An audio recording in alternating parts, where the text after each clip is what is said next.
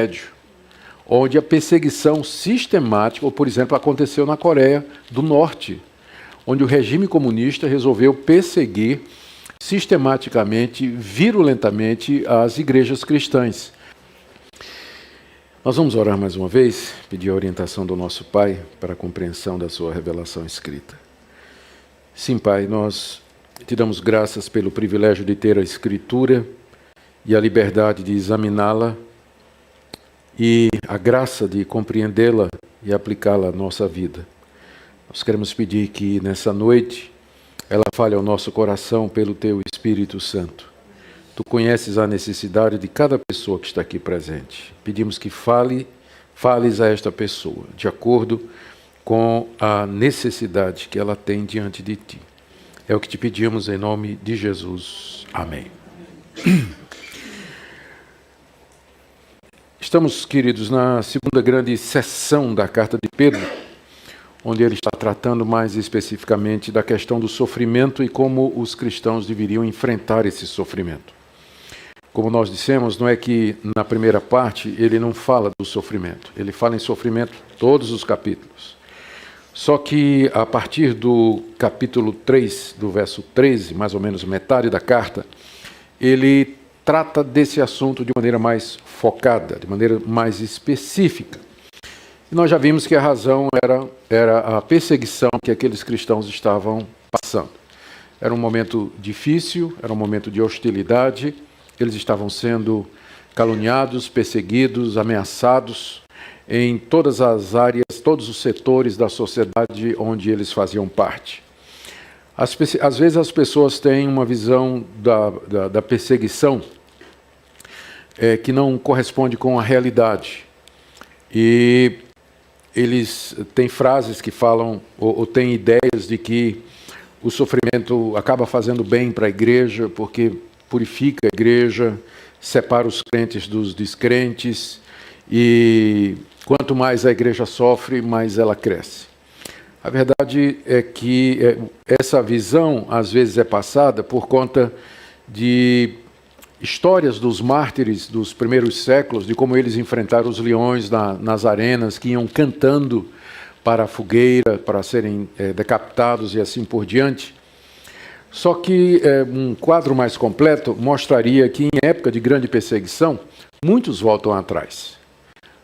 E há muito sofrimento. E que a perseguição consistente e continuada é capaz de apagar a igreja de uma determinada região, como tem acontecido em alguns países no Oriente Médio, onde a perseguição sistemática, ou por exemplo, aconteceu na Coreia do Norte, onde o regime comunista resolveu perseguir sistematicamente, virulentamente, as igrejas cristãs, a ponto de que o testemunho cristão público praticamente foi extinto na Coreia do Norte.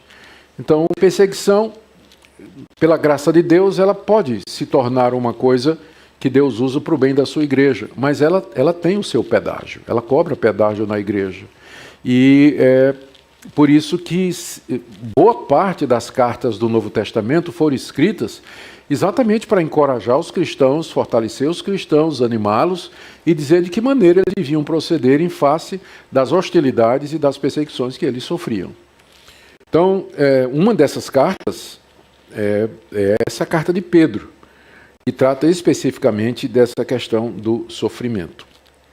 Na mensagem anterior, nós vimos quais foram as orientações que Pedro deu aos seus leitores para que eles enfrentassem aquelas perseguições da maneira correta. Primeira, foi que eles deviam deixar claro, através do seu procedimento, através da sua apologética, das suas respostas e do seu comportamento, de que eles estavam sofrendo injustamente, que eles estavam sofrendo, na verdade, por praticar o bem, e que as acusações e calúnias eram falsas, elas não tinham razão de ser.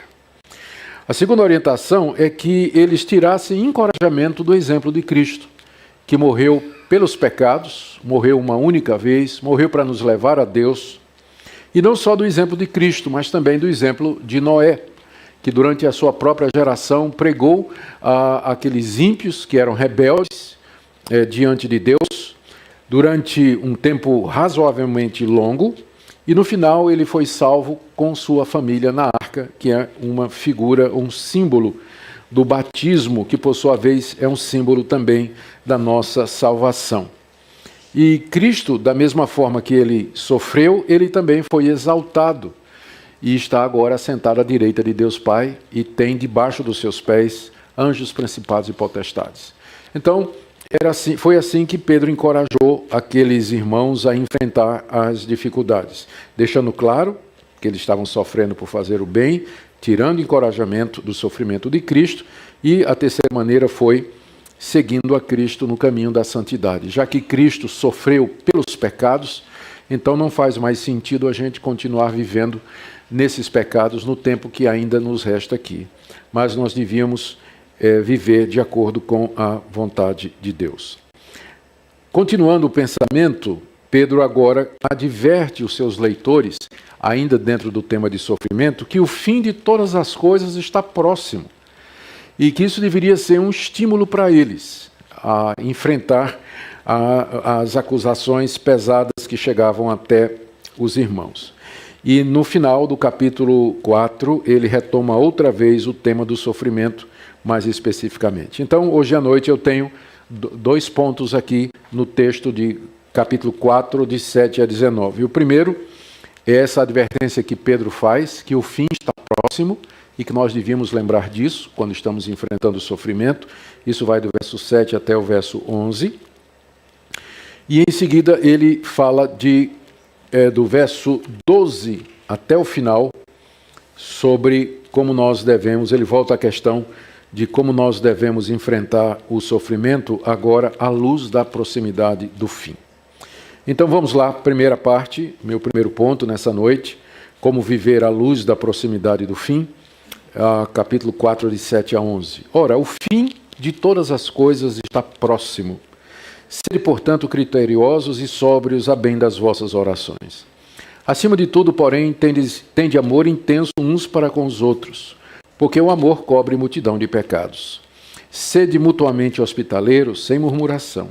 Servei uns aos outros, cada um conforme o dom que recebeu, como bons dispenseiros da multiforme graça de Deus. Se alguém fala, fale de acordo com os oráculos de Deus. Se alguém serve, faça-o na força que Deus supre, para que em todas as coisas seja Deus glorificado por meio de Jesus Cristo, a quem pertence a glória e o domínio pelos séculos dos séculos. Amém. Algumas pessoas acham que, por conta da doxologia, no capítulo 11, Pedro tinha a intenção de terminar a carta, ou seja, ele estava se preparando para terminar a carta. Porque o capítulo 11, aliás, o verso 11 é muito parecido com o final de outras cartas, não é? É uma doxologia, é um hino de louvor e adoração a Deus, terminando com o amém. Então, muita gente está dizendo, alguns acham que Pedro ia terminar a carta. E, de repente, ele recebeu notícias de que uma grande perseguição havia estourado e que o bicho ia pegar. Né? E aí, então, ele retoma o assunto no verso 12. Amados, não estranheis o fogo ardente que surge no meio de vós. Então, alguns acham que esse é o contexto. Eu, pessoalmente, não acredito que essa seja a razão, porque, com frequência, a gente encontra nas cartas doxologias no meio delas. Por exemplo, lá na carta aos Romanos, no capítulo 11, Paulo termina aquela primeira sessão com a doxologia extraordinária, usando praticamente as mesmas palavras, e está no meio da carta, sem ter terminado a carta. E a razão pela qual Pedro volta a falar de sofrimento no verso 12 pode ser não o surgimento de uma nova onda de perseguição, mas o recrudescimento ou o aumento da perseguição que já havia. Que eu acredito que é o correto, e quando chegar no verso 12 eu vou dizer por quê. Nós vamos examinar juntos. Mas o que nos interessa agora é que do verso 7 até o verso 11, o apóstolo Pedro fala que o fim de todas as coisas está próximo e que os seus leitores, como cristãos que eram, deveriam viver à luz disso. E ele faz várias recomendações a respeito de como eles deveriam se comportar diante dessa perspectiva escatológica. São 4 atitudes, na verdade. Então vamos examinar em primeiro lugar essa declaração do verso 7. Ora, o fim de todas as coisas está próximo. O fim de todas as coisas é o fim da história como nós a conhecemos. É o fim do mundo, é o fim da humanidade. Todos os estudiosos, mesmo que tenham posições diferentes, concordam que o fim de todas as coisas significa a vinda de Cristo, o julgamento final, a ressurreição dos mortos, o fim da perseguição dos cristãos, o castigo dos ímpios, o novo céu e nova terra. Apenas há divergência sobre a sequência e o tempo entre uma coisa e outra. Mas o fim de todas as coisas representa o fim da história como nós a conhecemos. É o fim do nosso mundo. É o fim da nossa humanidade no estado em que ela se encontra. E isso é ensinado em todo o Novo Testamento. Foi ensinado por Jesus, foi ensinado pelos apóstolos, foi ensinado pelos primeiros discípulos. Os pais da igreja continuaram a dizer a mesma coisa. E 2000 anos depois que começou-se a dizer isso, nós continuamos a dizer que o fim está próximo. Ou seja, há um momento que se aproxima, ninguém sabe exatamente quando, em que Deus colocará um fim ao mundo como nós o conhecemos. E uma nova realidade, então, será criada por ele. Mas esse fim, ele se aproxima. Pedro deseja que aqueles cristãos vivam à luz disso e que esse alerta da proximidade funcione como uma espécie de estímulo para eles que estavam vivendo no meio daquelas perseguições. Ele coloca 4 atitudes do verso 8, aliás, do verso 7 até o verso 11, que deveriam que era como resultado dessa consciência de que o fim está próximo. O fim está próximo, portanto, primeira atitude, sejam criteriosos e sóbrios a bem das vossas orações. Então a primeira recomendação é que eles orem, é que eles se engajem em oração, que eles orem sem cessar, que busquem a Deus no meio do sofrimento. Só que eles façam isso com critério e sobriedade. Provavelmente o que Pedro está querendo evitar é aquele pânico escatológico. Jesus está voltando, né? E aí as pessoas, como a história da igreja mostra, fazem coisas loucas. Marcaram a vinda de Cristo há algum tempo atrás, e os adeptos desse movimento, quando a data estava chegando, eles venderam todos os seus bens, se vestiram de branco e subiram nos tetos de suas casas para esperar a vinda de Jesus nos ares. Então, às vezes, as pessoas fazem coisas meio que estranhas, quando elas estão convencidas de alguma coisa, às vezes até do erro, alguma coisa escatológica. E há muitas outras histórias que a gente poderia contar de pessoas que, acreditando que o fim estava chegando, elas começaram a agir de maneira estranha. Uma vez perguntaram a Lutero, né, o que é que ele faria se ele soubesse que o fim chegaria no dia seguinte. E Lutero respondeu que ele plantaria uma árvore e continuaria a escrever os seus livros. Ou seja, a minha vida continuaria normalmente, porque eu já estou fazendo aquilo que eu deveria fazer. É interessante que Pedro diz assim, o fim está próximo, portanto, e aí você esperaria, assim, o tipo de recomendação sensacionalista. Corram para as montanhas, ou armazenem comida, ou se prepare para a guerra mundial. Não, ele manda. Seja hospitaleiro, ame os irmãos, orem e ministrem uns aos outros. Ou seja, continuem fazendo o que vocês estão fazendo. Sabendo, entretanto, que o fim está chegando. Particularmente o fim do sofrimento de vocês. Quando os seus perseguidores receberão de Deus o justo castigo. A Bíblia toda é muito sóbria quando fala da vinda de Jesus. E ela fala de uma maneira, do fim do mundo, a não deixar brecha para a gente fazer cálculo, como tem sido feito na história. Pessoas tentando marcar uma data para a vinda de Jesus.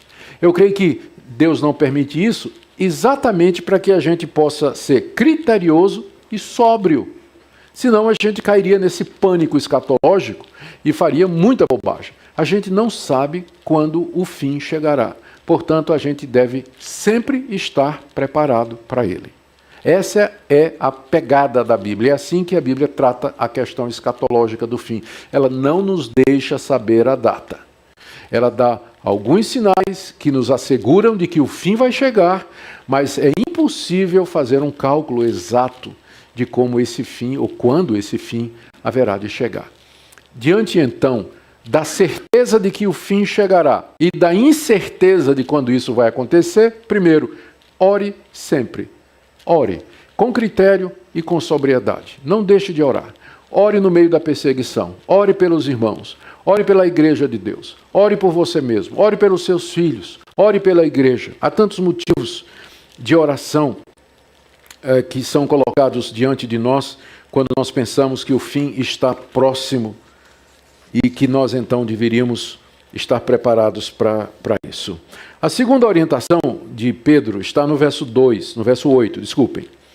Ele diz: acima de tudo, porém, tende amor intenso uns para com os outros, porque o amor cobre multidão de pecados.